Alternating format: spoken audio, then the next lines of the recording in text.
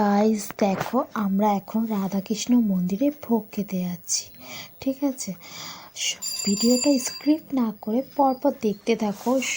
সঙ্গে আছে আমার মা, বাবা, বোন, তারপর মামা, মামি, আমার দিদা, সবাই মিলেই যাচ্ছে। কিন্তু আমাদের এই কীর্তনটা হয় 10 দিন, কিন্তু তার মধ্যে 5 দিন হয় নাম কীর্তন, আর তারপরে বাউল গান আর টুকটাক কীর্তন হয়। কিন্তু আমরা লাস্টের দিনই এই ভোগ খেতে যাই। তা আমরা আজকে ভোগ খেতে আছি। এইদিকে দেখো, আমার ভাই দুষ্টুমি করছে যে মাঠে যাবে খেলতে, তা আমার মামা নিয়ে যাবে না বলে ওর না।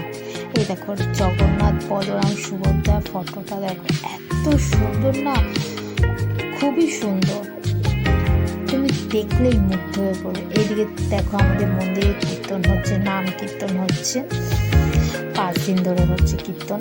আর দেখে দেখো আমাদের মন্দিরে রাধাকৃষ্ণ ঠাকুর, খুবই সুন্দর, খুবই সুন্দর ঠাকুর, খুবই।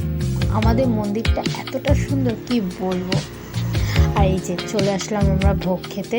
এই দেখো এদিকে আমার বোন নাটক করছে ভোগ খেতে আসবে না বলে।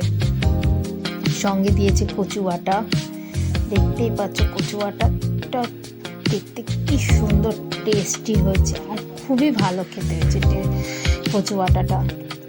আর এইদিকে দেখো বাঁধাকপি দিয়েছে, তার সাথে একটা লেবু দিয়েছিল, আর তার সাথে দিয়েছে ডাল দিয়েছিল, কিন্তু ডালটা আমার খাওয়া হয়ে গেছিলো। ডালটা আমি ফটো তুলতে ভিডিও করতে পারিনি। কিন্তু তার সাথে দিয়েছিল ধোকার তরকারি, ধোকা দিয়ে আলু দিয়ে তরকারি, কিন্তু আমি আলু ঠালু খাই না, আমি ধোকা